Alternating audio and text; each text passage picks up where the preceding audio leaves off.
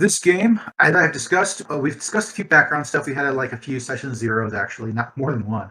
And there's a very interesting thing going on in which the crew is traveling to Winter Court. So our session today happens at the very end of Winter Court after Winter Court has already happened. But I'll be covering a lot of different events that way. We have a crew of 3 here. We have Lord Kitsu Inagami, who is a very minor Lion Clan lord. We have Tsuruchi Orochi, who is his retainer, weirdly enough. As opposed to doing Mantis Clan things, he has gone over to, I guess you say, exchange program with the Lion Clan. Considering the present atmosphere in the world right now, helping out the Lion Clan is something that people who want to keep friends with the Lion Clan would be glad to do. And then we have the Ronin swordsmith Matsuichi joining the party for various different reasons as well. I've pointed out who you guys are. Anybody else want to introduce their characters with their own voice? My character's name is Kitsu Iwagami. And I would say probably the most important thing that a viewer will want to know about my character is that he has I would say maybe it's not something he's very vocal about, but he has a lot of interest in restoring the value of his family name. Yeah. He is a little bit of he's a bit aberrant in his feelings on how to govern and how to best manage. He looks at things more from a bottom up approach rather than a top down, but he will be the last person. He will be somebody who won't like outright say it because he understands the importance of leadership. He understands that a healthy populace is what, like, essentially you can't hold up. What's the name of that thing in Japanese culture where you have, or like Japanese Chinese culture where you have a person being held up by like 4 people on a stick? Alenkins. Yeah, like Alankin is not held up by the person who sits. That's a good way to put it. Actually, his primary goal is to build a healthy economy. Like, he wants to build a strong rock for which he can launch future attempts to gain power and prestige. The Lords of Catan, L5R edition. Well, who else wants to describe their character by themselves? Tsuruchi Orochi, though officially is a Mantis Clan member, realistically, he does not associate with the Mantis Clan on an official level, as he believes that his clan, the Wasp Clan, should be its own thing, and the whole reason why he is currently in Lion Clan territory is to try to build up allies and support or to help his clan become independent of the Mantis once again and actually become a clan of note of its own right. And to do so, you need the backing of other clans. So he is ultimately out there secretly trying to liberate his clan by finding allies for his clan.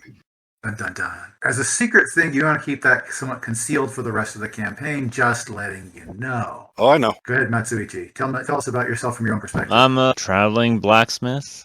From my perspective, I'm kind of laying low, although I do get carried away in conversation and tend to let slip a few things here and there, which just happens. Currently, kind of fine, just taking this breather at the Kitsu Keep. I've been traveling for a little bit. I'm currently looking to attend Winter Court, though it'll be a little bit interesting this time than compared to other years. Also, quite intrigued about repairing this old sword that I found. Kind of a piece of junk, but who knows? I'll see what I can do. It's good practice. Yeah. Sword repair, also possible in this campaign. Just to make one thing kind of certain is I don't want to spend all our time just dinking around a keep, so I'm going to kind of tell you guys what has gone down. And it's kind of normal to everyday stuff. Kitsuyomi, the wife of Lord Kitsu, is going to be holding down the fort. She's actually invited her mother, is going to be dropping by, and is going to be living at the keep during that time. The fun thing is also, Inagami's mother and father have been staying at the nearby Seido, where they have been taken care of. Father has been gaining an illness, and so they will be actually moving into the keep. Although it might be a good idea to have the father stay at the Seido, so they can have consistent medical assistance for him. One of the Shigenja there, a Kitsu woman, is going to be taking care of the Lord Kitsu's father. He will actually be on hand to make sure he's doing all right. And so while you 3 are off at Winter Court making new connections, there will be essentially a small family reunion at the cozy home keep. Wife does do plenty to pack the Lord's bags and make sure that there are plenty of mementos, personal touches placed there. Matsuichi is pretty easy to pack for as far as people are concerned. He's always been his own man and his own possessions. Me? Yeah, so you don't really have to worry about packing at all. I mean, funny enough, you're actually given 2 uniforms of Lion Clan clothing, not from the Lord Kitsu or his wife, but literally, it's funny, the Lion Clan actually had uniforms available that, of all things, Inagami's father was looking at these uniforms and brought several along for his son to look at. Lo and behold, So they're uniforms or they're kimono, they're in Uh, Lion Clan colors. Okay. But if you wanted to show that you're representing Lion Clan for some reason, as opposed to, being some random Ronin, congratulations. If you needed Lion Clan clothing, he's got several samples, some of which may just fit you. Let's see. Probably not something you're going to wear immediately, but it might be helpful in Winter Court. Yeah, it's something I'll stare at for a bit. It would remind me that my current kimono is kind of ruined. I would request a new kimono. Let's see, who would I ask? Probably through the Lord's wife about either being clanless or something. I just would say that I'd need a new kimono. If you're going to Winter Court with me, I would require that you get that shit fixed. We're going to go see what we have as far as the Lion Clan. Economically thin right now. That is the minimum 10, to say the least. Well, it would make sense that such would be, because this is approaching the end of Winter Court, or this is when Winter Court is, and you want to know what a lot of money gets put towards? The political things that happen at Winter Court. Precisely. That and warfare. But as long as he has something that is suitable and is clean, and does not look like he just got into a scuffle fight, because what happened to your other kimono, my man? Just explain that during travels, unfortunately, my pack was not quite tight enough, and the rain ruined it. As long as you have something that is suitable, as long as it doesn't look like you have been a hobo, I think is probably the most important thing. What's hilarious is that given what you have available, half and half, there is a spare Hakama. It's a plain dark gray Hakama, kind of a slight brown tinge to it, but it's a dark gray Hakama, right? Gray is not one particular color, really. You have a Hakama there that is worthy of the samurai class, and you can tabi it up or tie it down however you want to. For the actual kimono part, for the actual the shirt, it actually, down in the village, the headman of the village does actually have a few kimono that he actually has had in his possession for a while, that he actually has used for himself to look better and for wandering samurai. It's a little bit loose, since this guy's kind of a fat guy and Matsuichi is definitely trim, but it works just fine. If you belt it up, it actually looks really impressive and puffy as opposed to fat and misfitting. It's dark gray on the bottom side. On the top side, it's like this odd mix of there's like a little bit of teal stripe going through what would otherwise be a plain beige kimono. Yeah, I would. I'm guessing that receiving these offers, I would accept. I would go with the gray kimono and borrow the kimono from the villageman. Okay.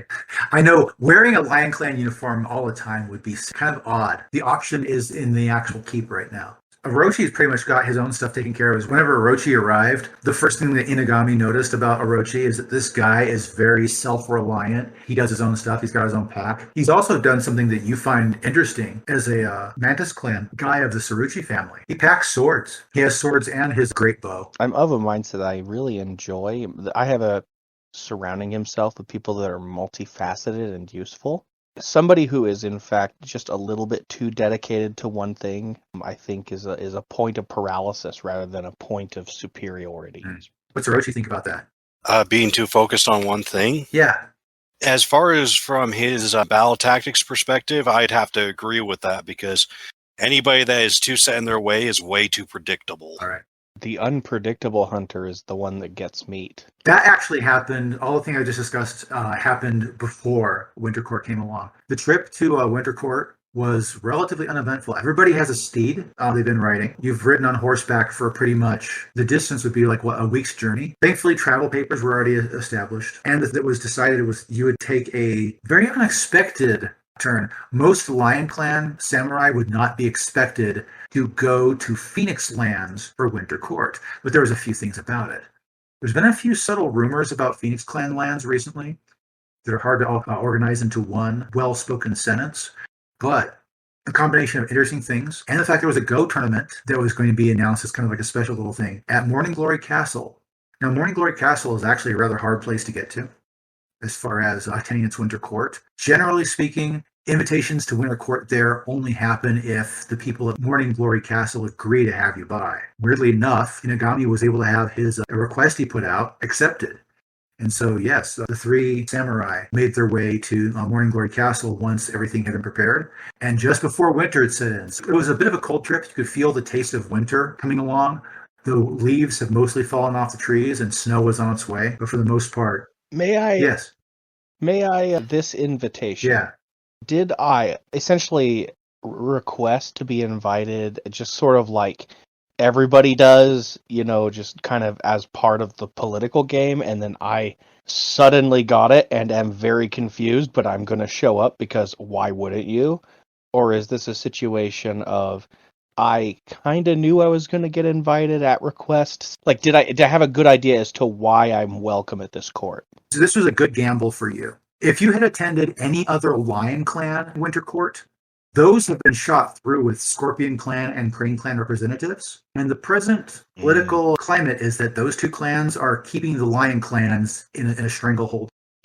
Phoenix Clan is throwing a political left hook at all your enemies by showing up in a place where you have heard that for some reason interesting people are gathering in Phoenix Clan lands. You have decided to put in your lot with them and see what's going on. By interesting, I don't mean anything like too overtly strange, but it's just like if everybody else is doing the popular thing or the thing that gives you honor in the eyes of society, someone who wants to do something that is a unique turn of events, that was a choice that was selected. Okay. That makes sense. Because of my predisposition, it would make sense for me to be at this court because I will be surrounded by people who are more receptive to less popular modes of leadership and thought. Potentially, yes. More open-minded. That's potentially more open-minded. Absolutely. But anyway, winter court is always an interesting affair because it's winter. And so you don't want to really travel anywhere. And you're pretty much holding up for the winter, good old-fashioned medieval style. It pretty much kind of works. There are things where like lords will hear the tales of their generals or people beneath them. During winter court, oftentimes if people have arranged for like some kind of special entertainment, such as like a play or for musicians to come, that also can happen. There's a lot of talking with people at this one. Morning Glory Castle is in Phoenix Lands. Not just in Phoenix Lands, but it's actually at the very tip of the Aisawa Mori, the great forest of the Aisawa, which is a very interesting place to go. It's also notable that when you guys arrived at Morning Glory Castle, you were a bit confused because apparently there are two Morning Glory Castles, which is not true. The actual Morning Glory Castle is inside the forest and is on a slight hill that stands above the rest of the forest. It is visible, strangely enough, from the other Morning Glory Castle that everybody was staying at, also known as Shinden-Chukan, just to clarify things. The Shinden-Chukan is kind of like what you might call the forefort. It's on the border of the forest instead of on a hill. The main road passes directly in front of it, so if anybody wanted to defend the road from this castle, they can. It is a good hour's walk from one property to the other, but it doesn't matter as much as the fact that understood by people who are arriving, the actual castle on the hill is technically, it's a monastery. It's a Shigenja's realm. It is a place where those of more mystical import go to that castle to do their various things. And though the emperor has the right to secure winter court at that castle, usually when they're holding winter court at the Morning Glory Castle, they're holding it at the Shinden-Chukan. So you guys are actually at the border of the forest, which isn't a bad thing. As you noticed throughout the winter, the trees are arranged in such a way where once springtime hits, it's going to be a very interesting looking courtyard to walk through. This lesser castle, the Shinden-Chukan, is very accommodating. The castle itself is 5 stories tall and has 2 towers. So just a few things to info dump your way. I have a question. Go for it. Question man. At court, how common is it for there to be commerce in the areas that hold winter court? Like, is there kind of like a small market that forms around these events, or what kind of happens? Aha! Welcome to Rokugan. Commerce is actually forbidden in winter courts. That is okay. However, by commerce, I mean the trading of money and goods. What you can do, trust me, this happens quite a bit. Trade routes are determined. Arrangements of potential new trade partnerships between clans. Like, let's say, actually, I was going to go into that relatively shortly. I kind of want to run through a bunch of items really quickly and have you guys, if you want to take down notes or, arrange these things before we actually go on to the meat of the session. There are plenty of people in the Phoenix clan who are staying at this, the Morning Glory Castle. And a lot of them have various different things. They wouldn't mind trading one favor for another. even though money is not handled at Winter Court, you can definitely write up documents that will deal directly with how your clans are interacting with each other, including trade. Okay, so I'm getting the sense that Winter Court is a time for commerce with words, not commerce with materials. It's a political season, you might say. I have an interest in obtaining a bit of a present for my character's wife because she has been incredibly loyal and incredibly supportive of my, some might say admittedly a little bit frivolous idea of just starting a festival, right? And so He was okay with that. I have an interest in finding her a workspace that is more suited to her position. I'm going to be keeping my eye out for somebody I might see who, like, say, might run a furnishings business, or somebody who would be able to set me up with a potential contract to have something like that built on site for my wife. I think that would be an excellent thing. At Winter Court, there is a man by the name of Agasha Ryotatsu. He is actually the captain of the guard at Kyuden Agasha. Agasha was a former dragon family. They're presently with the Phoenix. But the Agasha family also is very well known for its industrious side. He hearing a few things that you're poking around in Winter Court, he can actually arrange for something to be built and shipped to Imperial land. So it wouldn't be landing in Crane Clan ports. It would be landing in an Imperial port, probably Otosan Uchi or either West or North Hub Village, and then making its way to the Kitsu Keep, probably after a good couple weeks overland, and it will arrive at your keep after that is concerned. So that would be most favorable. So yeah. Ooh, there's something else we can do just because we might as well do this. Guess what's an advantage that you have, Sir Inagami? Well, several advantages I have. One is that I have I have social position. I'm not 100%, I'm still kind of learning what that means in game-wise. You've got a gentry. Yeah. Go ahead and fire up 2d10 and tell me the total of those 2d10. They do explode. Okay, exploding means if I roll a 10, I add another. Yes. Awesome. I rolled a 10 and a 6 and exploded onto a 2. Okay. So here's how things are going to roll down. You got yourself, that was 18 raw roll, right? Yes, sir. Plus 8 because of modifiers.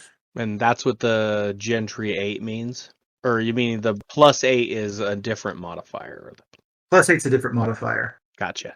Here's what happens. That essentially is the total gain that came in from the harvest. So 26 koku came in from the fall season.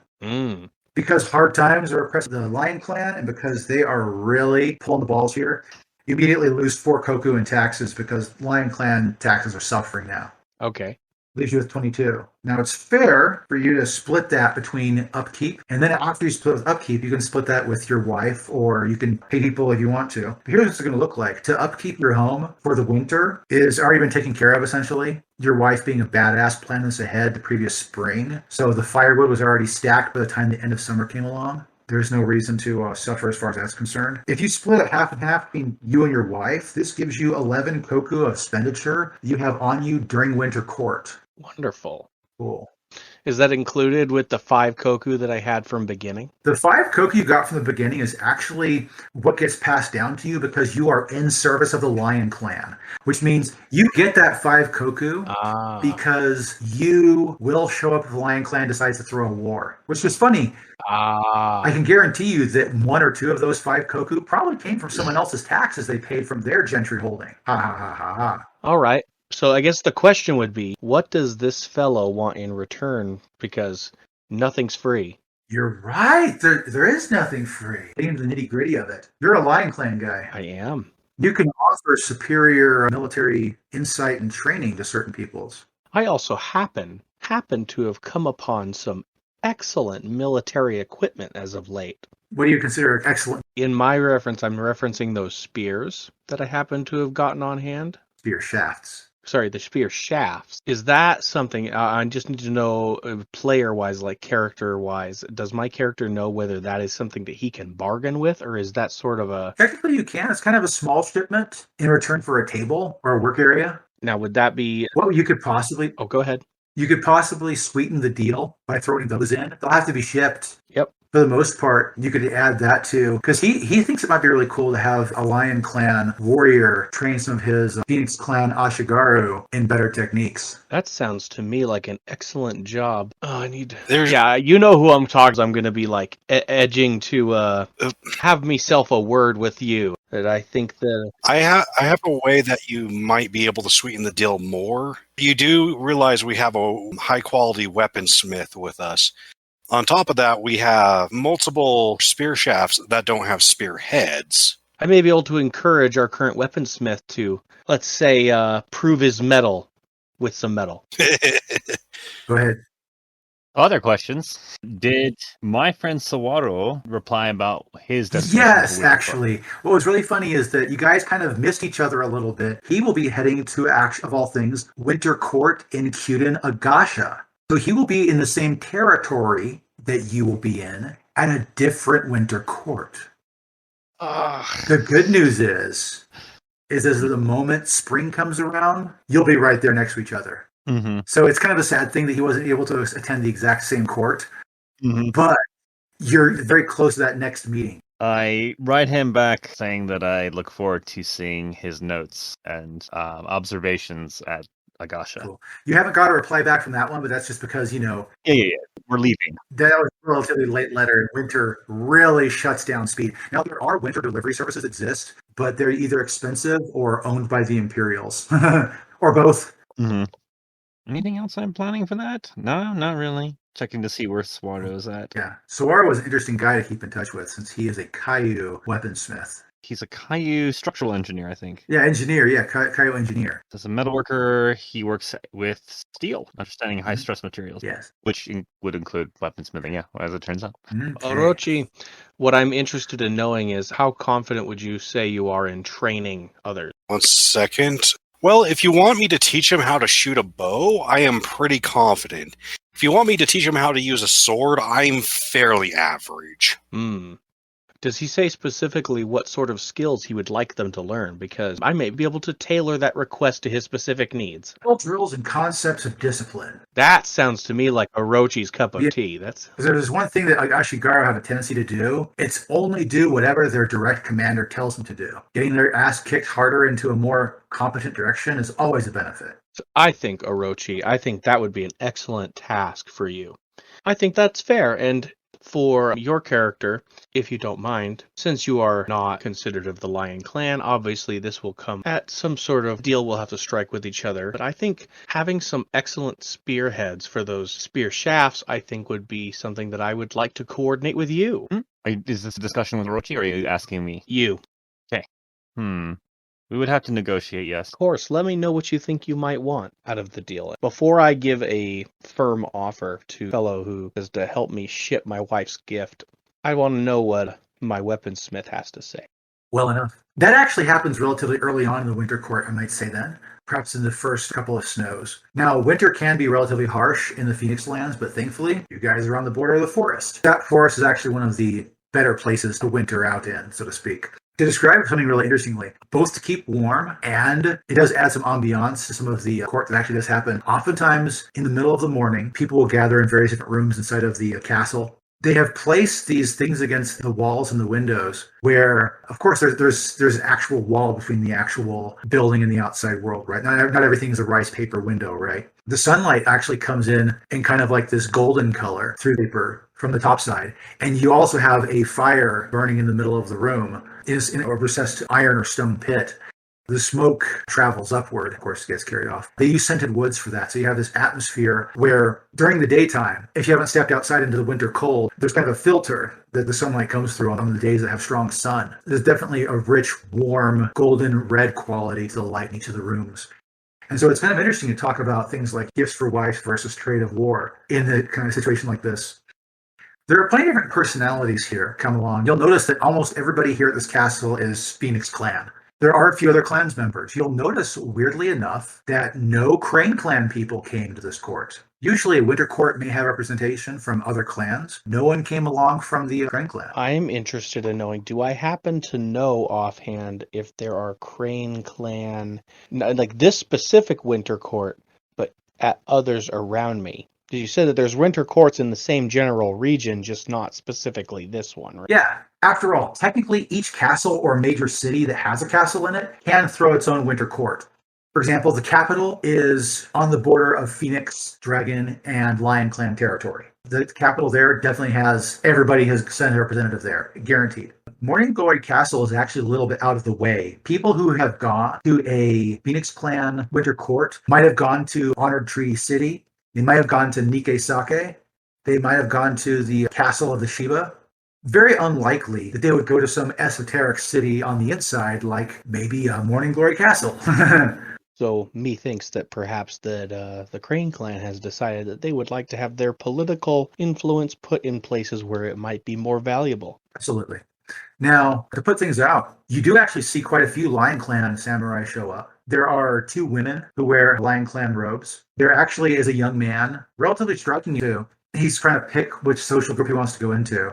But he actually is wearing a double mon. He's got the Lion Clan mon, but you can recognize he's also got the Matsu family mon on him as well. And they're primarily known as the hardcore warriors of the Lion Clan. There are kind of a joke does spread amongst the Winter Court that 1 and 5 dragons have arrived. There is 1 Dragon Clan girl and 5 monks. The 5 monks don't usually attend court. They're like doing religious things outside. They're talking with the Shigenja. You can go meet with the Dragon Clan monks if you want to, but they're essentially doing their own thing. You get the impression, just looking at them, that they live in a different world that is influenced by spiritual things, or as you might think of it, maybe a lot of drugs. But for the most part, the Dragon Clan monks haven't been attending court itself as much as been in the castle during the same time. And a lot of them have taken the trek over to the Morning Glory Castle proper to be with the monks there, at the monastery there, and to speak with the historians or whatnot. I believe the phrase would go, their bodies have attended court. Their minds are definitely not at winter court. Could be said that way. There are 2 scorpions here. One is a young man. One is an older man who strikes you interestingly because he doesn't wear a mask. He just puts dark makeup over his eyes and then opens his eyes after the dark makeup, which traditionally all scorpions wear a mask. The young scorpion man just has a piece of cloth he has over his mouth and nose. But the fact the older guy doesn't actually have any mask he's wearing is interesting in and of itself. Do I happen to know if there is a time in the past where it was more normal for Scorpion Clan to not have masks and to have makeup similar to that? Because you said he's an older guy, right? Ancient history. It would have been like the 1st century of Rokugan's official inception as a country. So in the 1st century, maybe the 2nd century. But pretty much after the 4th century, all scorpions wore masks. I'm super interested in why that dude is like that. Because, just as wearing a mask is a big statement, not wearing mask can also be one. Considering he belongs to the Scorpion Clan? Well, yeah. I want to throw some other names and images at you because you're out there to make allies. You might as well know a few people, right? That's right. Okay. The guy that's actually in charge of this castle, he's the governor of this province. He is a rank below the daimyo of the family, which is, his name is Asako Shiozaki. The Asako family is a Phoenix Clan family that specializes in history and in spiritual monastic things, which is why, of course, why the primary Morning Glory Castle is actually a monastic retreat. And, of course, that's why they have extended grounds. Now, the daimyo of the family, he's attending Winter Court here. He is the guy officially in charge of Winter Court here. But you do notice a lot of the communication to when he brings all the other samurai together and discusses the goings-on of the day. That's usually performed by the governor, Asako Murata. You don't know how they're related, but they're in the same family. And the governor, he shows himself off as being quite a natural negotiator. He's very good at organizing the other samurai into various different events. The daimyo's wife is also here, Asako Yame. If you can imagine the standard of that every culture has of a professional, attractive woman, that she just fits that mold. You see her giving orders to the servants a lot. Servants that are around tend to obey what she says. And she says it quietly and perfectly, and they just do what she says. Yes, her and my wife are of the same ken. Welcome to a truth of Rokugan. Women have a lot more power in Rokugan than people would expect. And one of that comes from the law that usually women run the household. When your household happens to be a fortress in which thousands of samurai may be preparing for war, that's not a small thing. Nope, because full bellies are what win wars. Hell yeah. Now, you've actually had several run-ins with Shiba Bantaro. He is the captain of the guard and the master bodyguard here at the Shinden Chukan. Mm-hmm. He's a very trim-looking, traditional samurai. He's got a bit of smugness about him. He comes across as being a very positive man. He's got really good etiquette, but this guy is the captain of the guard here. There have been no shenanigans while this guy has been on duty. There has been a weird gathering where in the outside courts where, like, the servants work. There's been a muster of, like, these peasant warriors and Ronin. One of the first things Bantaro asked is, like, what's with these guys? As it turns out, one of the Shiba clan samurai actually has his own retinue. And he's given promises these guys are going to be behaving while he is attending Winter Court. Kind of a dark mark on him because the captain of the guard called him out for bringing in additional warriors into the Winter Court, but they're not going into the castle proper. They're in the servants' quarters. At this point in time, it seemed a bit like he imposed upon the generosity of the court a little bit. Considering that when you got your invitation for Winter Court, you had a maximum of 4 guests/servants you could bring with you, and you RSVP'd that, you noted that you would be taking 2 equals with you. That is correct. I had one question. This is a bit of an aside. So, Sure. Is there any honor in paying more taxes than you are supposed to? No. Okay. Bribing someone, perhaps, yes, but not paying more taxes. Interesting. Of course, bribes aren't honorable either, but it would be like a gift or something. I understand that. Okay. So, yeah, because I think probably this would be something that the GM would know a little better than me. The GM has a list of 8 people he's going to be describing here in a bit, but you still... Oh, then keep going, please. Yeah, there you go. As I mentioned, there are a lot of Phoenix Clan people who are attending here. There seems to be some of a motley crew, but for the most part. The funny thing about the Phoenix Clan is it's primarily a clan of Shigenja. And as you can imagine, the Shigenja who have all the real political power might be somewhere else right now. A lot of these people look like warriors or not warriors, or people who are administrators. You come across one guy, he likes to slick back his hair, he's got a very pronounced jawline, a little bit of swagger. There's a minor daimyo who he only really runs a keep for this one village. He's pretty much in charge of that one village. Considering that he's born into a clan of peace, the guy has kind of a lot of warlike aspect to how he talks. And his name is Shiba Danjiro. He's about your guys' age, but he has found himself in the position of being in charge of an entire village. You've noticed in your conversations with this guy that he does seem to be a bit of an opportunist, and his eye often wanders towards, women who may be passing by. But for the most part, he seems like a guy who does believe in fair exchange. Shiba Danjiro of the Phoenix Clan. That's fair. What sort of stuff does his village have that he produces? Or, like, what happens at that village? He actually doesn't know. He leaves that off to his wife to take care of. Oh, no! Oh, no, that's terrible. He leaves his wife to take care of that. He actually has trained an entire unit of soldiers under his command and has made sure that his village is the most secure village on the western border. Well, I mean, it's on a border, so good on him. Yeah. Fair enough. He's okay with keeping correspondence, so if you want to trade information in the future, it can be done. I am absolutely interested in talking with that guy. Yeah. Absolutely. There's another guy, another Shiba. There's a lot of Shibas out here because guess what? The Shiba family is the warrior family, and those of them that don't become bodyguards to Shigenja will end up serving in an army somewhere if the Phoenix ever decide to use their army. If.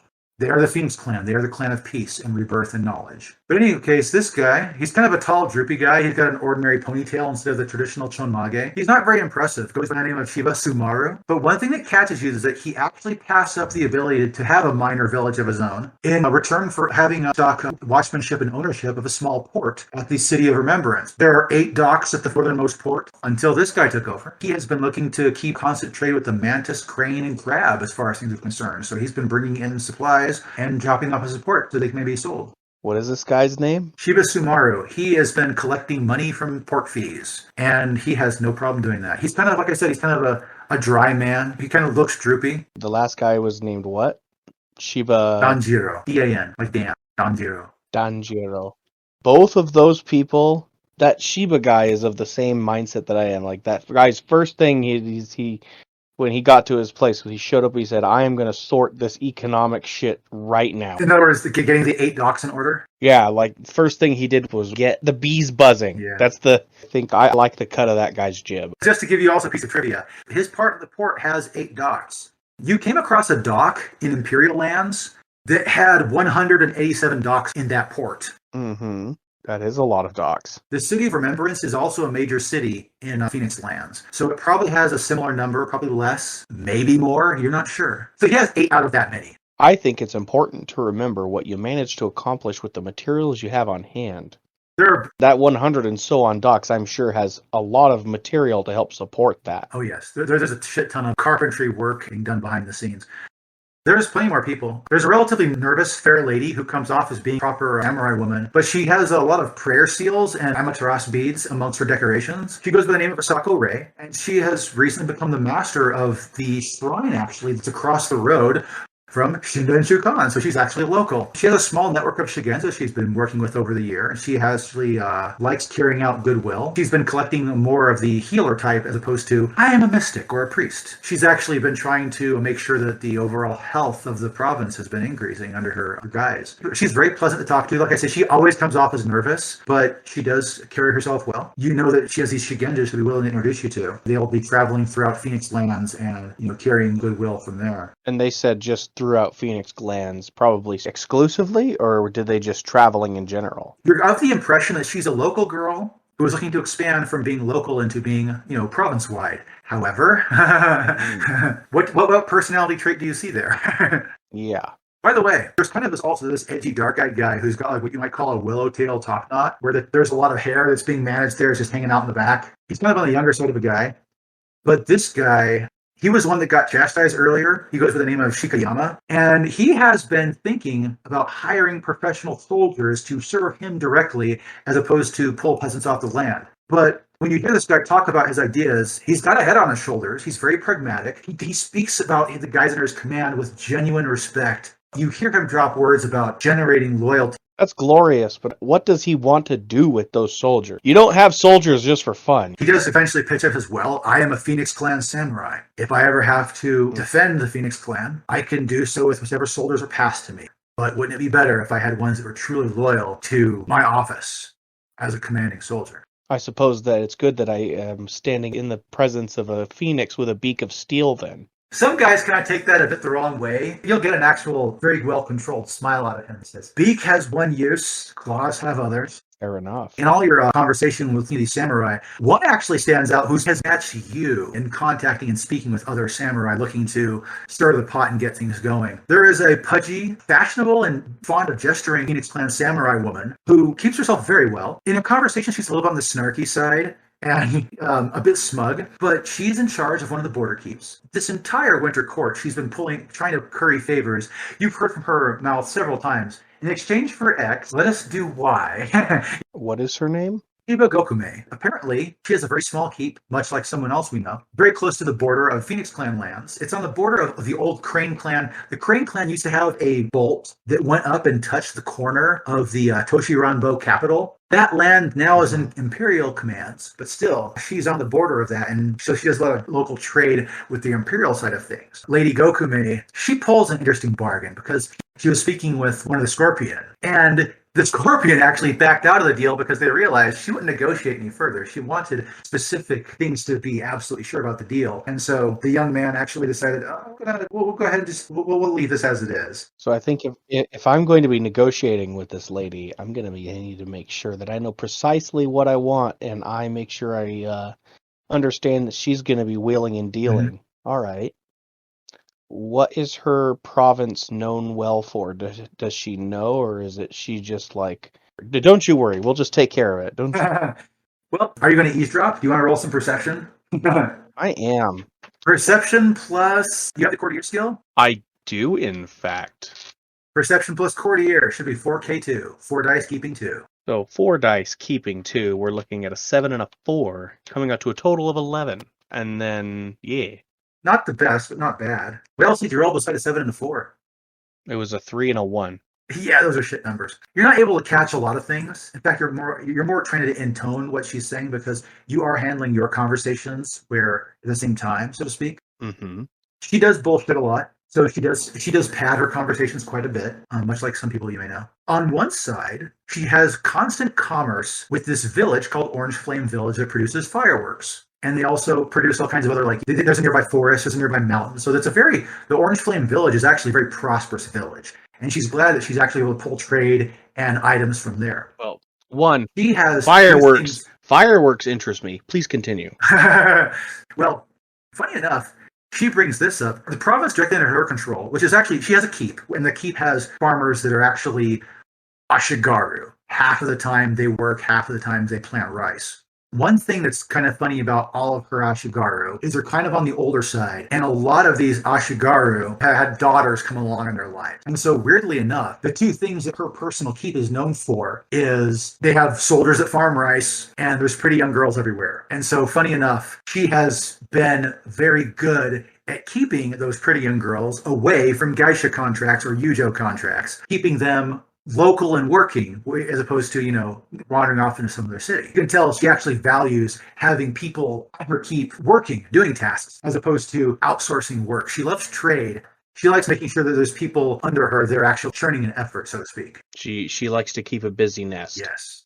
Okay. Besides the captain of the guard who is taking a vacation from Cube Nagasha, because that's the funny thing, the captain of the guard at Cube Nagasha is training a junior and has left that junior in charge of Cube Nagasha during that winter court.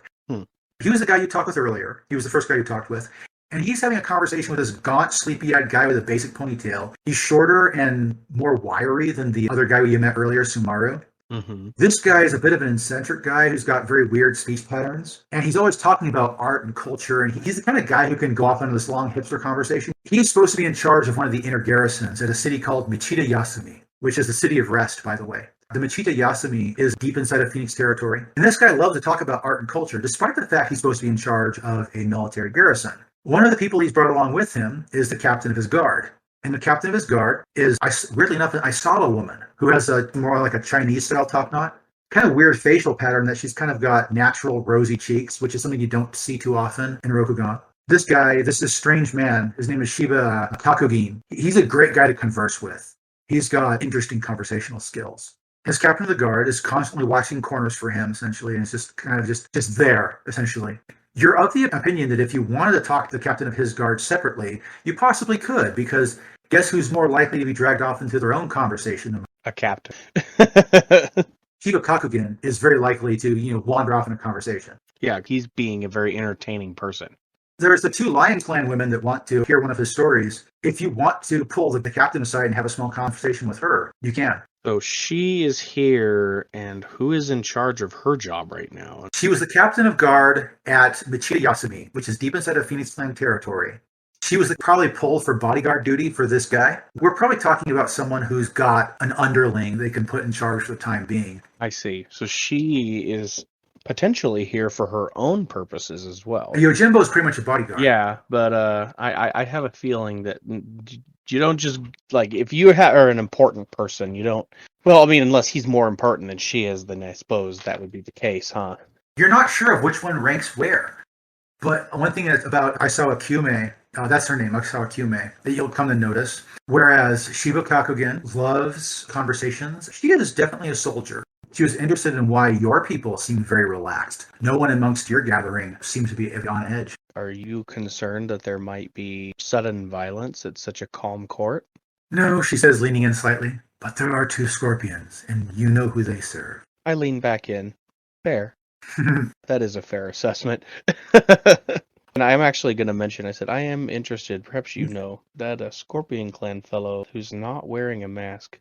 What do you know about him? She gestures with her other hand in an opposite direction, weirdly enough, and says, I actually know very little about him. He's of the Yogo family. I think he's a descendant of Yogo Shidachi, but Yogo Shidachi was an old guy from the Clan Wars period. Anuki, I think his name was. Tadanuki, something of the kind.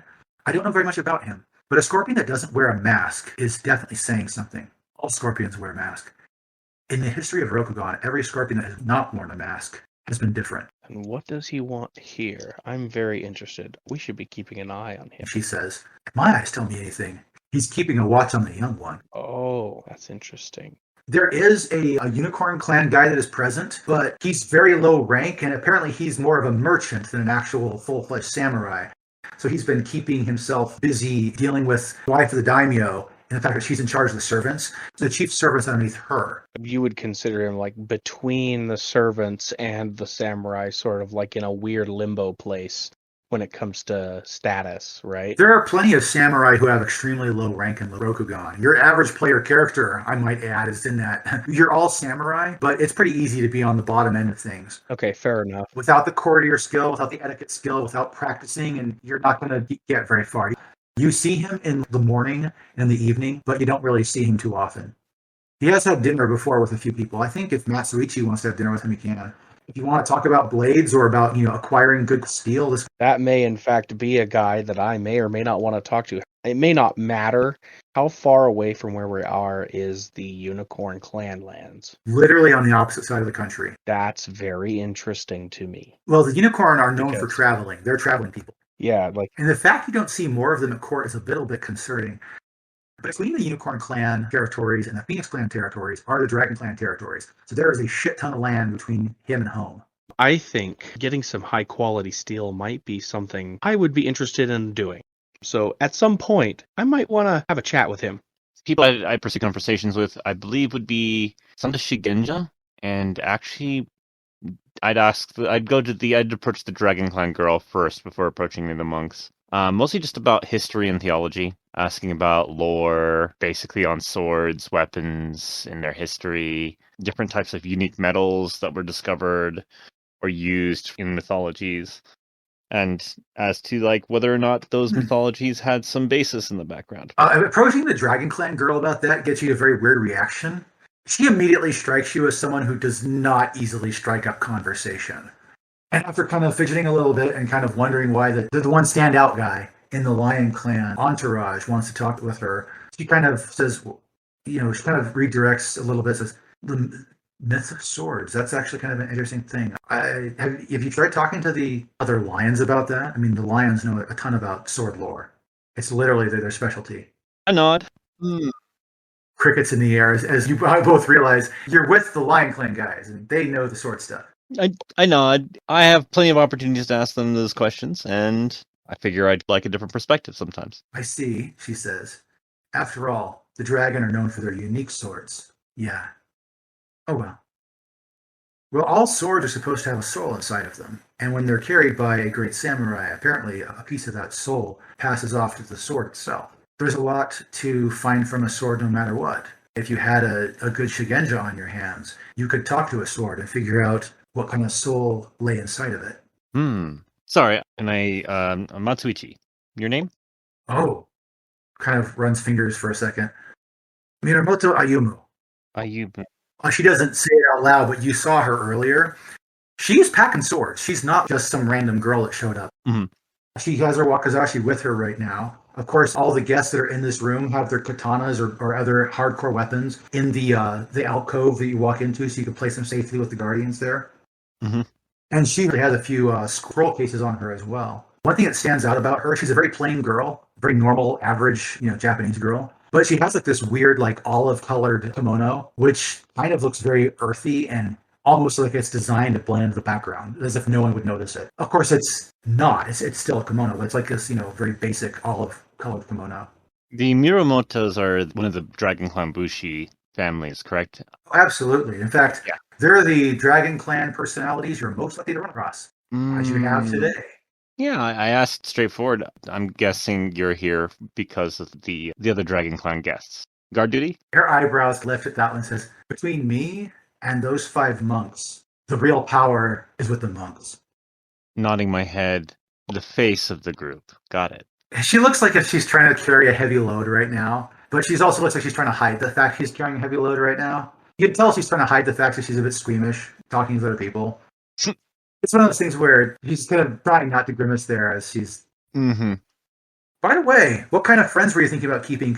The 3 that I think I'm interested in speaking about. Well, first of all, what was the name of the fellow who is the guy who I'm working with for my wife's gift? Agasha Ryotatsu. Agasha. Ryo as in the measurement, Tatsu as in dragon. So he is the Agasha dragon of measurement, or a dragon's measure. He's a very good ruler.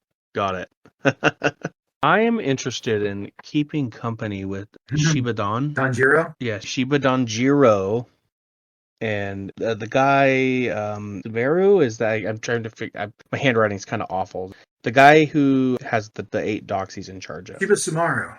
And Shiba Sukume, is that her name? Shiba Gokume is the one who was wheeling and dealing. Gokume. Shiba Kakugin Yeah. was the eccentric guy who liked to talk a lot. Those are the 4 people I'm most interested in developing close relationships with. Oh, and that. What's the name? Do you happen to have the name of the Unicorn Clan fellow? Let's go with Ide Heichiro. Awesome. I want to keep in touch with, because having good relationships with long-distance trade channels is something you really should be doing. As was said by wise men once, Hmm. boys play at tactics, men deal in logistics. So I've passed around a bunch of names, a bunch of people kicking around doing stuff. Was Orochi pretty much going to be sticking by Iwagami's side? Because right now, Iwagami is probably one bottle into the cups alongside Shiba Danjiro.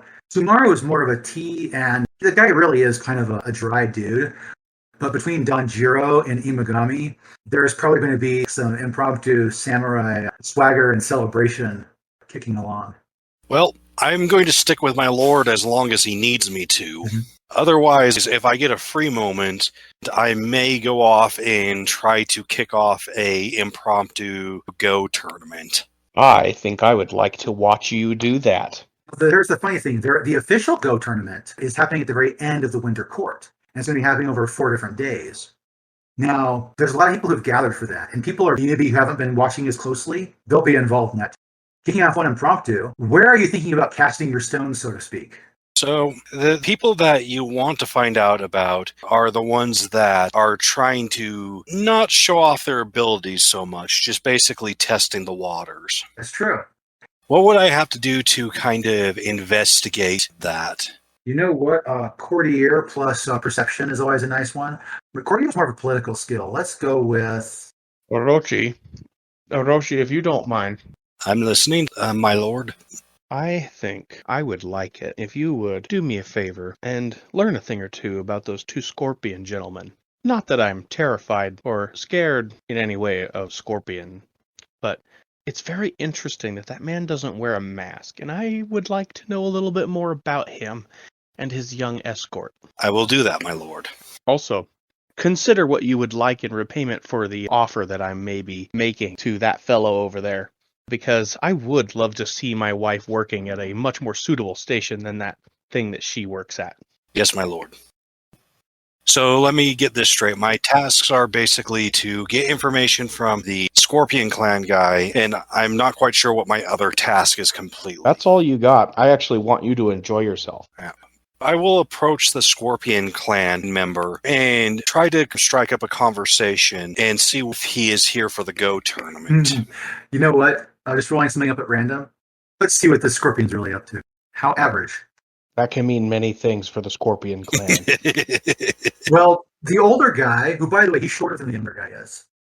So you have the young Scorpion guy, who looks like a scorpion through and through, is trying to flirt with this some Phoenix Clan samurai girl. And while, of course, 2 other Phoenix Clan samurai girls are apparently playing goalie on either side, trying to make sure he doesn't get any score in. And the older Scorpion, he's not actively pulling at this guy's coattails, trying to hold him back from making any big mistakes. But he's doing that figuratively as much as possible. There you are. By the way, you have access to all of the amenities that are here at the castle right now for your own entertainment. You are capable of butting in on their conversation. Go for it. Excuse me, my lord. Mind if I have a moment of your time? He kind of looks taken aback a little bit, but says, well, considering that my time is free to enjoy this evening, I might as well. What did you have in mind? Just a simple bout of practice on the Go board. There are 2 smiles coming from the Phoenix Clan girls, including the one he was trying to flirt with. There is a smile coming from the guy that has no mask, because as he is not masked, you can see his smile. Yeah. The Scorpion, you cannot see his reaction because behind the cloth. But behind that red cloth doesn't matter because his eyes show interest. Like, so you're here for the Go tournament as well. Indeed, I do wish to participate in the tournament. But as that is days away, I'd like to hone my skills. He kind of looks at you aside and says, if you're ready to come to a tournament, your skills should be honed beforehand. Problem. Indeed, but one can never prepare enough. Well, to shake off the winter cold, you might as well play a game. Care to watch, ladies? In response, one of the girls says, I actually think I have... And the other 2 girls step up and say, yeah, let's watch. And they both look at you with that look that says, thank you so much. I'll just give him a slight bow and then head to the Go board. Yes. Both Scorpions follow you to the Go board. Of course, the young man is going to be sitting at the opposite side of you. And I'm going to go ahead and roll his perception and battle skill and see how this turns out. Do I need to do the same? Yeah, go ahead and roll and tell me what you get. Let's see here. See what he rolled. So, including the explosion, 10, 9, 8, and 7. Let's see. Where's my... 9, 8, and 7. So, a total of 34. His total was 21. Oof. You wiped the floor with this guy. Actually, Not just... actually, I want Go ahead. to play in such a way that it makes it look like I am having a hard time with him and he is barely beating me. But I'm also doing that just to kind of hide the fact that I'm the better player. With a score of 41, I think you could pull that off. I think I got 34. Sorry. If you subtract 10 from your score, you're still at 24. You still win the overall game. If you want to cut your score in half, you'll be a 17 and he'll win with a 21. We'll do that because I'm not just trying to beat him. I'm also trying to understand him. By beating him is not going to help me. I will go all out when the tournament is time, but I also don't want to let out my hand that I'm actually a good player. Okay. So, got news for you.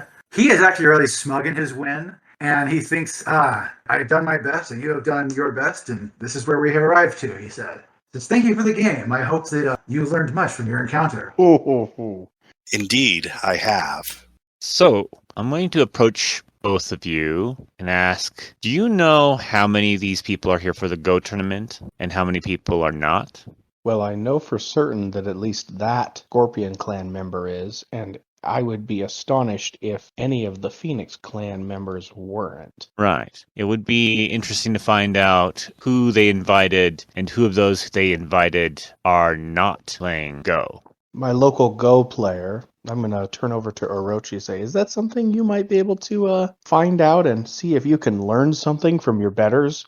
Wink, wink. So what was the question? I'm sorry, I didn't quite catch it. I look at Orochi and I say, perhaps maybe you could find some other better players too and learn a fewer things from them. Wink, wink. I will just bow to him and then in turn to go see who seems to be people we need to target. Pick people who aren't Phoenix Clan. Yeah, like, it would be astonishing if the Phoenix Clan members were not, but I think particularly, like, I wonder if those Dragon Clan monks might be. That'd be a fun one to go check. Also query the Bushi that's traveling with them. I think she's just carrying their shit. I might be incorrect, though. Not as certain, but who knows? I was going to take some time talking to the unicorn merchant really quick. Did you have some interest as well? I absolutely do. In fact, if we could do it, like if we could have our characters interact with him in a way where we catch him in more of a time of merriment, where we can share a drink with him, I think that would be amazing. I could arrange that. Cool. So you want to have drinks with this guy? Yeah. Not hard at all, actually. The very next night, I mean, this guy spends most of his time dealing with the common folk, but the guy is completely on for hanging out and having drinks with the samurai. So you guys are going to enjoy it. He's got peach brandy on him you can enjoy. You want to have some peach brandy? Peach brandy is great stuff. That sounds amazing. I will taste, but not imbibe more than that. Whereas, I do think we have to make a stamina roll check for our good friend Iwagami, as he is going to realize this stuff is amazing and proceeds to get smashed. How bad is dependent upon your roll? How bad is my smashed? Is that going to be roll 2, keep 1? Oh, gosh. I'm not sure. 1 second. No, rolling 2 dice, keeping 2 dice. Oh, okay. In that case, 11. Unless you have a higher stamina than I think you do. Nope. Go for it, man. Yeah, it was an 11. It was a 7 and a 4. This is the second time you've rolled a 7 and a 4 this game. It is. Fortuitous. So, basic 11. Go ahead. Suddenly realizing that the lord I am indebted to and traveling with is imbibing significantly more than I have and does not look like they're doing very well, I'm going to drink more to help him maintain composure as much in this situation. Or more like you'll do your best to keep him from drinking over his limit. Yeah. Help him not drink as much, but also like make it seem like drinking this amount is normal. It's normal. Right now.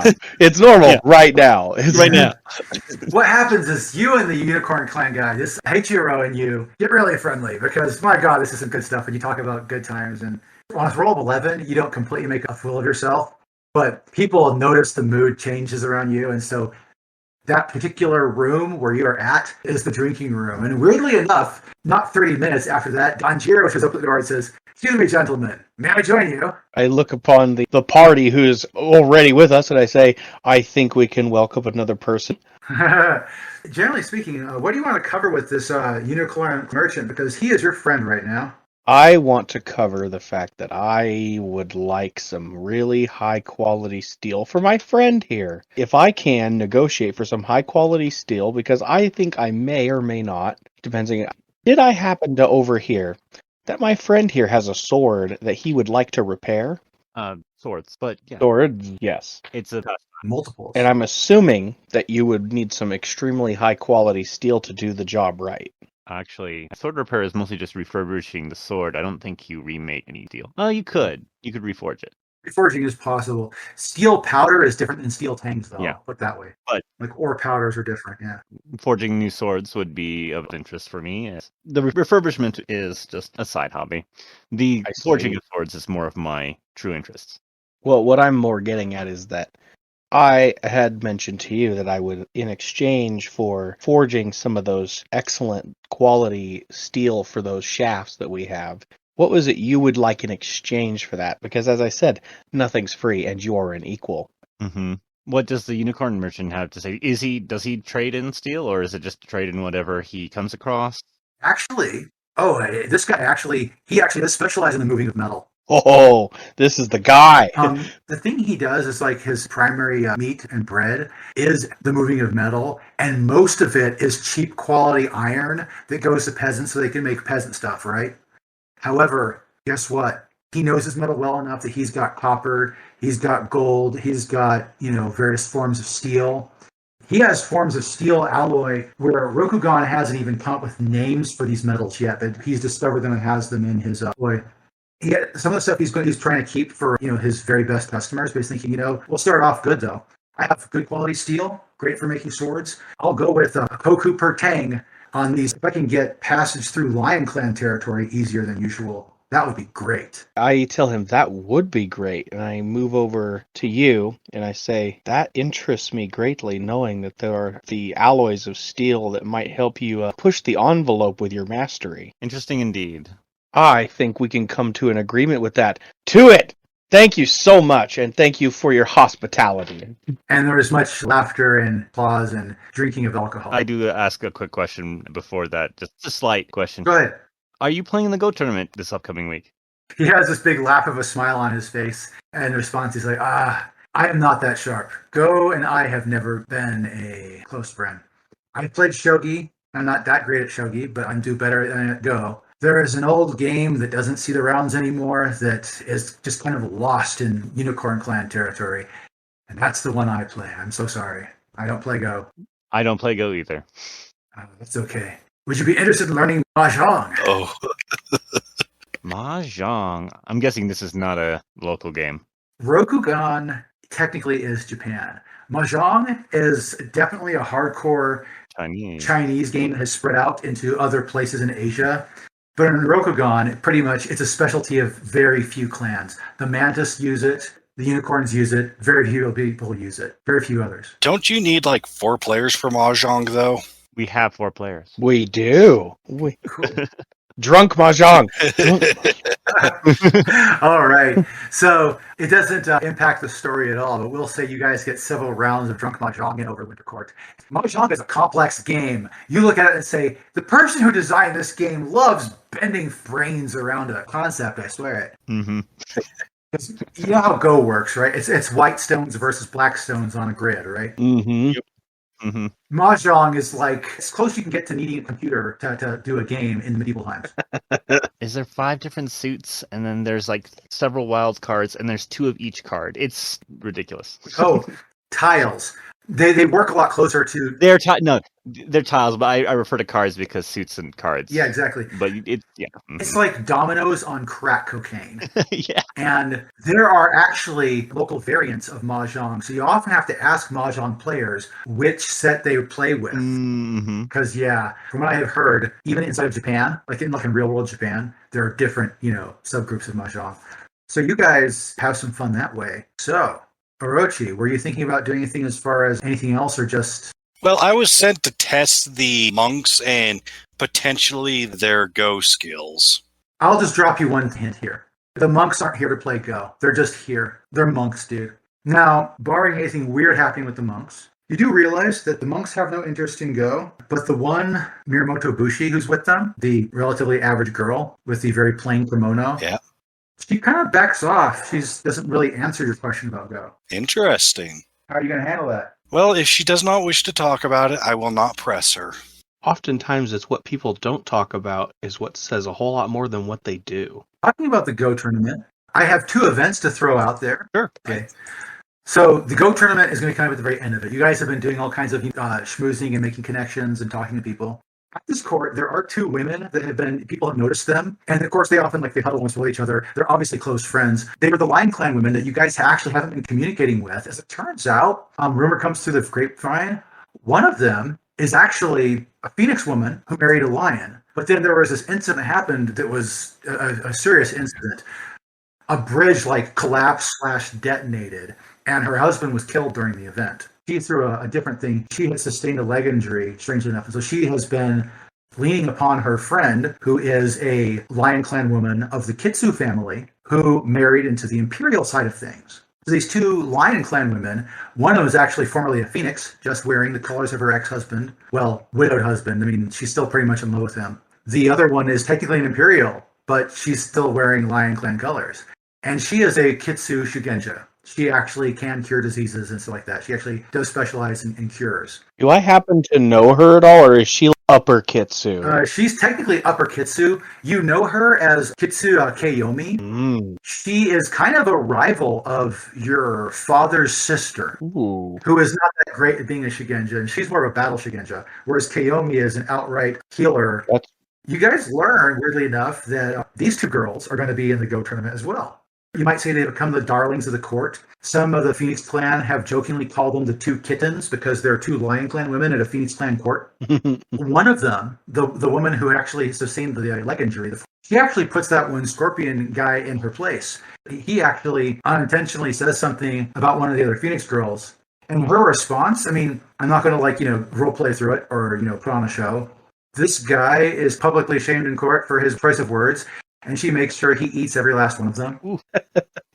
Another event that happens, there is an impromptu Boken duel between one of the Ronin that is under the charge of Shiba Shikayama and the Matsu guy that showed up. It's a very fairly even match. The Boken match happens in the outer courtyard amongst the snow and the trees. The Ronin decides to go barefoot and he ties up his hakama, whereas the Matsu guy lets his hakama flow in the natural state. The Matsu guy notices my hakama is wet on the bottom now after the sword match, whereas the Ronin's kind of like, I'm sorry I had to make you change your pants out, sir. And he kind of bows and goes about his way. They don't fight to a win. It's kind of a draw event. A lot of people were talking about the samurai guy stepped down and was actually willing to accept any kind of challenge from the Ronin guy. The Ronin guy isn't even staying with any samurai. That's not a funny thing. Matsuichi. Mm-hmm. People see you as a Lion Clan retainer. They have addressed you as a Ronin, and you found yourself having a lot of freedom of breath because of that. Because I'm being addressed as a Lion Clan retainer? Absolutely. Yeah, it's a situation.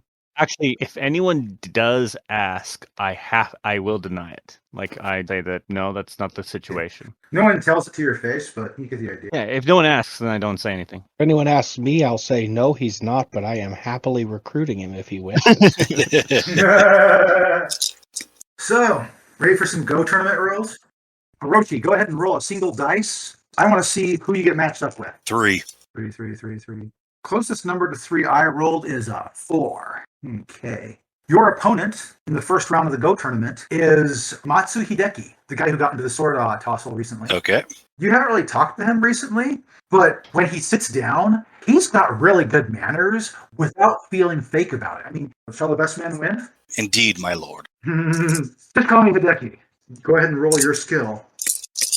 Let's get those 3 out of the way. Now I need to roll these 2. What happened? I got 2 explosions. Well. Deciding to just open up strong, huh? Just devastate them in 10 turns. Just What's your total? A total of 42. Oh my god. Oh, boy. Oh my god. And that was versus his total of 23. You pretty much wiped the floor with this guy. You almost doubled his score. Were you even playing? That's brutal. Oh God. By the way, do you want to roll perception? And what kind of sneaky skills do you have? I have stealth. Roll perception and only one dice of stealth so you can sneak glances at other matches after you're done. Okay. You're fighting it out with Hideki. Go ahead and roll and see what you get. So that's only going to give me 4. 4K3, yes, but it's an okay. That's a total of 13. Okay. The people on your left, you're seeing the one Kitsu woman is actually off on your left. Some Phoenix Clan samurai is posing some other Phoenix Clan samurai off on your right. You do notice, you can't see them because you're focusing on the match, but someone else finishes their match first. You can swear you hear a familiar voice cursing under their breath. And that match was done quick. So there's another shark in the water. Who are the players again? Straight to the point. Is the Dragon Clan girl playing as a Go player? Yes, she is. Okay, that answers that question. I got a good question. Was Iwagami going to join the Go tournament, or is he just watching? No, I actually am looking at Orochi as sort of like my shark in the water, and I'm paying very close attention to his games, and I also want to know, how's that Scorpion kid doing? You know how that Scorpion kid did? Yeah, how's he doing? His ass got kicked out of the goalpost in the first match. Glorious. I want to make sure his eyes stay right on my buddy Orochi here. Yeah. So the first round that Orochi-san, you want to roll again to see who matched up against in the third round? Sure. 4. Lucky 4. Wait a second. I rolled a bunch of matches. Oh boy. You falling asleep out there, Orochi? Holy crap. Are you even playing the games? You're just like moving your hands and winning, and then you're just watching the other games. We'll go ahead and go with this. Orochi's next opponent will be the spicier of the two kittens, the Phoenix Clan lady. She also has good manners. She's not as openly elegant as Hideki was, but she's actually still pretty good. You get to roll off against her. Okay. Go ahead and tell me what you roll. So there's those 3. I need to roll an extra 1. Finally, someone who rolls some dice. Hideki's dice rolls were shit. And now to calculate that all up. Clear this out. That's total of 37. 37, you say, eh? Yep. It's a close game. She is good. You got a 37. She got a 33. Woo! She has cut you off of almost all the corners, but you're able to master the center and take over a position from there. So you actually win the game. Okay. But you're one of the last people to finish the rounds of the table. You actually have 2 people watching you. The Dragon Clan girl is watching, and Matsu Hideki is watching. Yep. All right. Orochi, are you ready for the third round of the day? Do I need to give you another roll? Go ahead. Single die? A single roll. Yeah. We got a 10. Okay. You haven't been paying too much attention to all the different Phoenix Clan samurais kicking around, but you get paired off against this one girl who she's kind of fidgety and she's kind of got a hard edge to her. She's one of the Yojimbos for one of the Shigenjo that showed up. She is stern. She's very professional. She doesn't treat you any better than you need to be treated. When the game goes, she lays into it like it's a professional, serious business for her. Okay. Go ahead and roll your skill. Okay. You get And way too much. I got a 33. 33? Yeah. That was the other girl's roll in the previous match. Yep. She makes one obvious blunder that you can just cut her in half with, but she is good. This Phoenix Clan girl is actually really on her game, but her aggression leaves her open for exploitation. You defeat her in kind of a middle match, you might say. Yeah. Honestly, it boils down to the last match is going to be you versus the Dragon Clan girl. All right. That's the last match of the day. Sounds good to me. So, if you are ready, I am. go ahead and get that go skill one more round. As this is going on, I peer over to the people who are watching the game with me and enjoying myself. I say, perhaps next winter court will need to go to the bigger game to find a suitable match for my boy Orochi here. I say this hoping that he actually loses this one a little bit, because I think that would make it for an ironic story point. Also, some part of me thinks that next winter court we should go to a Go tournament at like a much bigger place. What'd you get, Orochi? Oh, rolling time. Go ahead and roll. Ooh, this is my worst game yet. What'd you get? I'm doing the math now. 27 total. 27 total. This is a savage game. This Dragon Clan girl, she plays a few like disposable opening moves that you're like, I don't really get why she's doing this, but okay. And as you go to take advantage of any of those, it's almost like you suddenly realize she threw out like a handful of little traps for you to consider. Why? And she is pounding you at this tournament. It gets to the point where you're like holding on to like have position on the board. 10 rounds before you could officially call a draw, she corners your last couple of pieces on the board. But you were not expecting this kind of passive aggressive capability in one of the Go players, but here it was. She's the winner of this day's rounds. That's a good point for her, but that doesn't mean she's won the tournament. There are 4 different days they're running, and each day runs similar. And I'm not going to dice each of those, but you're kind of getting the gist of what's going on here. You are a very powerful Go player. Yeah. A lot of the people who are playing this Go tournament are good, but they're not Orochi level good. And then this boring-ass dragon clan girl walks into the Go tournament. And honestly speaking, she has swept the floor with quite a few of her opponents. And as that happens, I go, or perhaps we are in the correct winter court. Or Danjiro and you will clink glasses and down a sake in remembrance of Orochi's possible win. oh, yes. So yeah, at my defeat, I will bow to her and thank her for the match. It was a very enjoyable one. Damn, she made you work for it, too. Yeah. She bows a little bit in reply. Yeah. You're definitely getting the impression from her that she's not really good at manners, but she did at least accept your bow there. Yeah, of which I will go and return to my lord. Okay. Well played, Orochi. I had a feeling she was hiding something. I did enjoy her game. I enjoyed watching it. In a way, I did come out a victor of this game. I believe so. I did enjoy your watching your game as well. Yes. Oh, and your friend. It is quite pleasurable to see the friend who you so politely let win. He seems to be having a very difficult time. Yes, indeed. Yeah.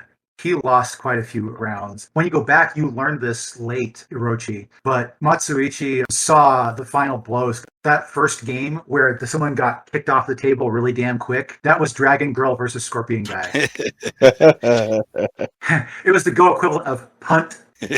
Not surprised. My expression the entire tournament was actually disappointment. There's not a lot around here seems to be like any major intrigue or it's just a Go tournament by the looks of things. Nerds doing nerd things. My brain's just kind of like, great, it's going to be a boring winter court now because it's a Go tournament. It's officially the final day of Winter Court is over and past. Weather-wise, the winter's been calmer than usual. Something that's been happening that people have been like, ooh, this is going to be good. Blooms have been threatening early on a lot of the trees, as this last couple weeks of winter have been very nice and shallow.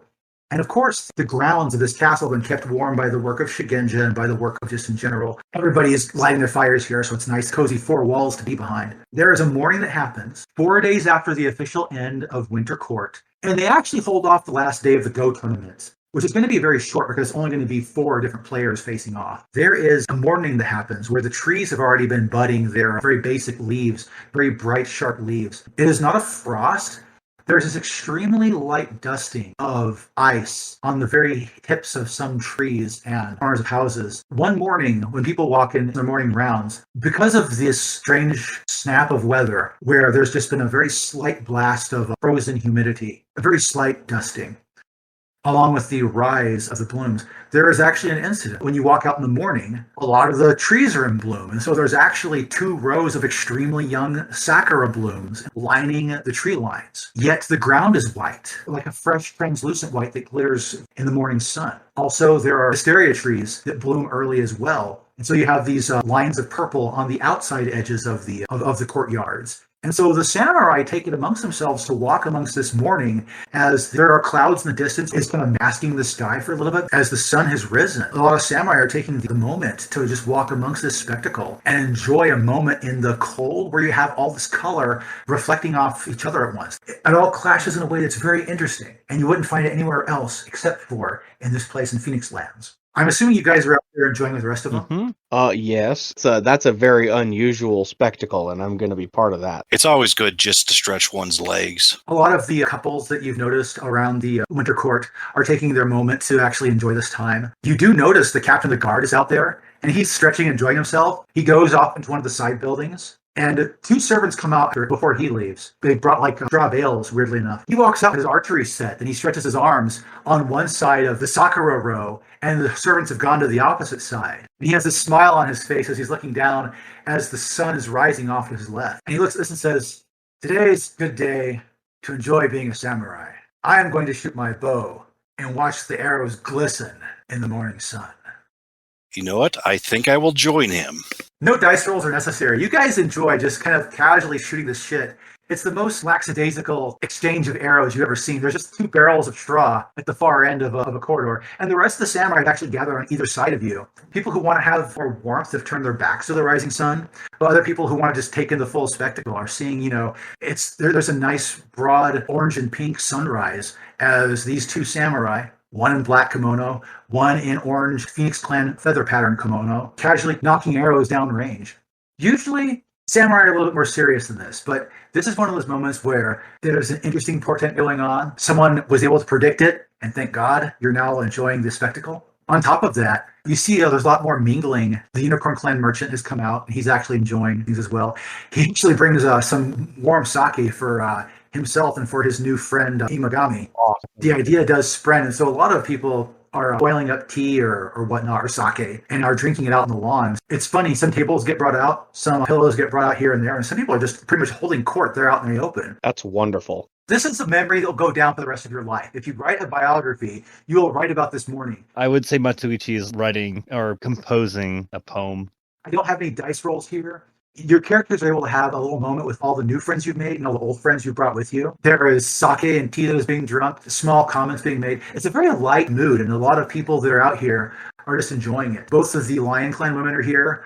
That one Phoenix Shigenja and his bodyguard are here. One of the Ronin has actually, shaved this morning, and he has joined the uppity Phoenix Clan samurai that has employed him. We're all sharing this one moment. I actually am a big fan of us continuing, because I think this is really an excellent time to have a discussion and actually have Ichiro teaching me Go in the morning, because I feel like if I'm going to be inspired to... Oh, you know how to play Go. Are you talking about Mahjong? No, I'm Ichiro. I'm going to have him teach me because I may know how, but I am not a Go player. Oh. Are you talking about Orochi, or are you talking about... Orochi, sorry, Yeah. Orochi. Remember what I said? Dirty guy. Oh yeah, sorry. Yeah. Ichiro is the merchant guy. Yeah. Actually, playing Mahjong with him on a beautiful morning like this sounds fantastic. It's a bit of a complex game. It's a lot less cozy. You could bring up the conversation. It'll be just as fine. Yeah, I think that's great. You arrange in the evening to have a mahjong match.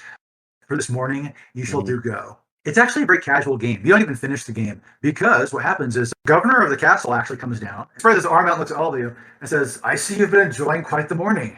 It's beautiful. You have a wonderful property here, it would seem. "Thank you," he says. "For this momentous occasion, the sun is going to fade here in just a minute. I have taken the expense to offer a very fine breakfast at the warmth of the highest tower we have here. If we are lucky, the sun will stay out for just a little bit longer."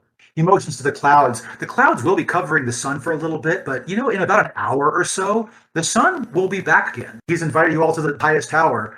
I said it was 5 stories or 6 stories tall? I think you said it was 5. On the 5th story, there's like a 40-foot square room, kind of like a dojo area, you might say, but it's pretty much where they held their the courts. And he's invited everybody to a breakfast there. It's nice. There is actually sushi being offered. There are various different fruits. There's sweet rice with azuki beans and mochi. This in the morning is actually a really posh, nice breakfast. Not everybody is up at this breakfast, because a room like this, you can probably only really fit 100 people, squishing them in. Having a comfortable breakfast is probably more like a breakfast of 50. Iwagami has made as much as an impression on the local lord that him and his servants are allowed to be here at this breakfast. That's fantastic. The dragon girl's not there. One of the dragon monks did show up, and he actually is with the servants, weirdly enough. There's a tea mixture he's passing out to those who want matcha, as opposed to, standard green tea. Might take him up on that. There's a few faces you don't recognize. There are no scorpions up here right now. In fact, if you look around, you are the only lion. It appears that, actually, no, the other 2 lion women are actually seated next to you. You guys are the lion contingent right now, even though you're 40% not.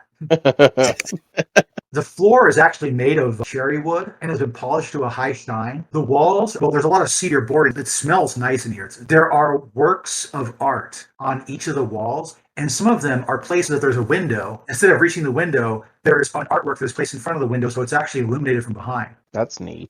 You guys are up there, and of course the doors are closed or whatnot. All of a sudden, the door on the one side just starts glowing, and the Lord points up and realizes the sun is rising again. And so, weirdly enough, they crack open the door so that the sunlight can actually stream in and reflect off of the opposite floor and wall, and the reflection it gives with the rest of the room fills this room with the sun's glow. There was the spectacle earlier, and the Lord's doing his best to carry that on despite the rest of the morning. He steps up. Of course, he bows to the daimyo of the family and his wife, who are sitting in their position of honor. Steps up and says, "Well, Winter Court has been finished, and now is officially done. We do have the last round of the tournament. That will be carried on shortly, but still, I'm glad you have all come. Thank you very much for your attending, and I hope to see you all again. I've met some very fine people here, all of whom are in attendance. I would be sad to not see you again. Again, thank you for coming." One of the samurai lifts his hand and says, "Well, I am glad to come, but I'm also sitting close to the door." And the Lord says, "The sun is bright. The warmth of the sun will do much to fill this room shortly." The one samurai on the opposite side leans over and says, "It is still cold outside." The governor says, "It would be rude of me to let the sun be kept out of our little gathering here. It's not turning some old lady away at my door." And strangely enough, a strange shadow passes over the light that's casting into the room. And weirdly enough, there is an old lady standing at the door. As you can see from where you're at, steps down onto the floor as opposed to actually, having walked over, so to speak. So everybody's kind of shocked to see for half a second, despite the fact that they were just, making banter about the door being open, someone is actually there. Who? So it's an old woman. What does she look like? She's dressed in mostly a white kimono, but there's definitely Phoenix Clan trappings to her kimono. Her collar, you know how kimonos have that undershirt you wear underneath the kimono? All of that is like a rich reddish orange. She's about more in her 50s as opposed to older. She has long white hair, kind of tied off to either side and front. She's got scroll cases on her and has her hands steepled in front of her and a slight bow with a quiet, ringing voice. Says, "I hope I have not been interrupting your morning. May I enter?" The governor actually bows. "My lady, by all means, come inside." As she steps in, she says, "Perhaps there's no more need to keep the door open, as I have entered." She says to the one samurai at the side. There's kind of a bit of a chuckle on that side of the room from that. "Forgive me for arriving so unexpectedly. If I've been interrupting, I'll just step to one side." "No, but you've always been welcome at our table. By all means, come down. Would you like something to eat?" "I've already eaten, plus there are plenty of pharaohs and crows on the way through here." There's a bit of a weird reaction from the floor from that, but they get the impression also shortly that perhaps there's like some kind of strange pun in there that someone's missed. She pretty much steps off to the one side. There's the lord and the lady of the castle are sitting on kind of like a raised platform off on the one side, and the governor sits like one step lower on his own pillow. He just kind of takes a seat. There's a pillow there that then one of the servants steps up and offers her, but she was just kind of looking to sit at the edge of that one platform and watch what was going on. They've all made their bows. The governor steps up and says, "My esteemed guests, my master." He turns back and looks over and says, "So today will be the final day of the Go tournament, and I'll be glad to see how this turns out. I have never seen so much interest pour out in the other courts of Rokugan, and I know that by holding the tournament here, where many scholars were sure to gather, that we would actually have the enjoyment of this tournament. By all means, enjoy your breakfast." And then he goes and returns to his seat. The governor looks just a little bit unnerved, even though everybody's having breakfast and there's servants offering drink and whatnot. You guys are there in the corner with the people next to you. And she's Phoenix Clan. Yes. Do I know anything about what she said she's his superior, right? The governor has greatly implied that. If there's alcohol in me, I hopefully have the good sense to shut my stupid mouth and watch. There's alcohol in you. You're actually kind of you're teetering it off from this morning, where the real alcohol was drank. You probably have a nice tea with honey with your breakfast. Yeah, and there's a lot of breakfast too. You can pick and choose what's on your plate this morning. Trying not to make an ass of myself, but I'm going to be watching her. I'm thinking now is my time to learn a thing or two. There is a lot of muster in the room, and you hear a lot of people talking back and forth over the breakfast. One of the samurai, Agasha Rotatsu, the captain of the guard that you've been speaking with all this time, he does put down his drink at a certain point. He very politely steps between the rows and steps to the front. He goes to both knees. He bows, bringing his head awfully low. When he bows, the other people, like the lords, they bow in return, not as low. The old lady, she nods in return and is, of course, then turning her attention fully to the captain of the guard, Rotatsu. And Rotatsu then rises, nods again, and says, "My lords, I am very pleased to be here at this moment, be in the company of our esteemed special guest." He turns his bow in her direction and says, "I am the captain of the guard at Kyud Nagasha. I am not at my post. I have been training a junior beneath me who should be strong enough to stand in my stead. I seek a different future for myself." He bows and says, "I hope you will forgive me for abandoning my post for a moment of repose." Has this kind of like weird snicker she does in return. "Of all things, if you need a moment to rest, especially when there is nothing standing at your gate, do not worry," she says. "You are forgiven the moment you chose. Thank you, my ladies." And he just bows and says, "Thank you." He then turns back to the governor and says, "I will actually be staying here to see the end of the tournament, but I must be leaving shortly after. He bows. He turns to the room. He bows to the rest of the room, actually. A short bow at the shoulder. It's one where he's not like seriously bowing to the rest of you guys. You're not going to bow just to show your ass to the lords, by the way. But he then returns to his seat, bows at his seat, and then returns to his breakfast.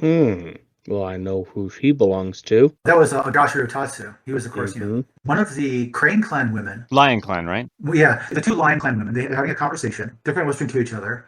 There is a bit of a conversation that goes between two of the other samurai in front. Shiba Danjiro actually has a conversation with one of the guys who's actually a higher ranking officer in the Phoenix military. They have a small, conversation back and forth, but it doesn't really go anywhere. The one Kitsu woman, Kaomi, Otomo Kaomi as she's known nowadays, she stands up from her breakfast, bows, makes her way to the front, and she's kind of at the side because, she's closer to the one side. She bows to the lords of the castle, takes Seiza pose in front of where the old lady is. She bows and says, "Lady Fubukiya, I presume."